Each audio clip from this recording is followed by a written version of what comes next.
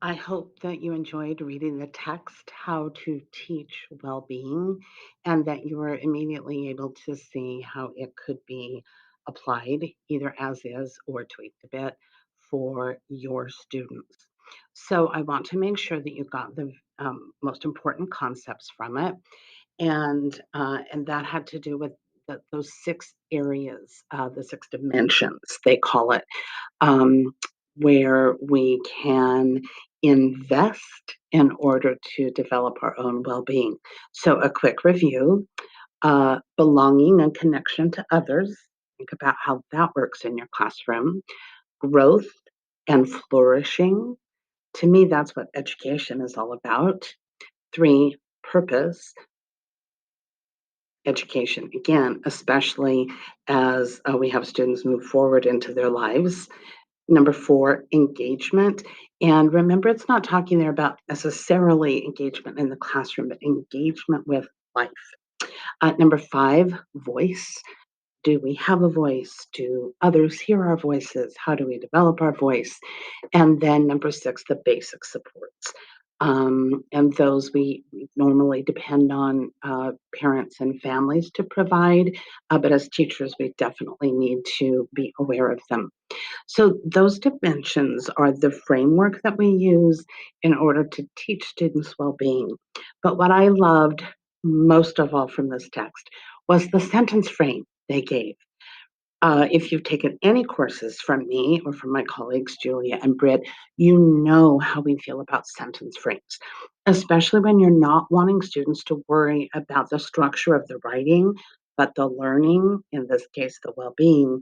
A sentence frame allows them to focus on that. So they actually have to define dimension kind of into their own words, whichever dimension they are writing about, and what it means to them. Then, and here's where I would change things a little bit. They have it looks and feels like. I would change it to it looks like, it feels like, so that those are separated, especially for younger students. And then in my daily life, so they have that direct connection. Having them use that sentence frame over and over as you develop the dimensions is an excellent idea. If you teach littles, one, simplify it in any way you need to, but you could also do just a part of it. So, voice means blank to me. Stop. Just go with that for a while. And then you might just do voice looks like done.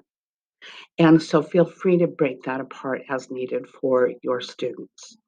But if they use this often, again, it develops that critical thinking, comparing something to something else, like it feels like, and it will develop their emotional well-being the eudaimonic way. Don't you feel so smart knowing that word?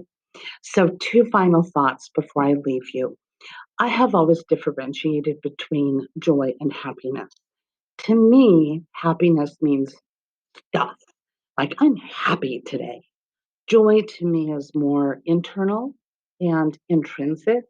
And so for me, this text spoke to that. We're trying to cultivate joy in students, not just happiness based on circumstances. And then finally, what I wanted to say is remember, you're not a counselor. So this shouldn't take over your teaching. This is meant just as an idea to check in with students. We don't want to focus on the negative. We don't want to focus on all the terrible things that are happening in their lives. We want to build capacity through the dimensions, not become their counselor. Other people do that. Don't forget. So try this for yourself, and then see if you think it would work with your students. I know that it is majorly going to impact my life and my teaching. Thanks so much for joining me in what's the word? Nice. Use that. People will think you're very smart. Adios.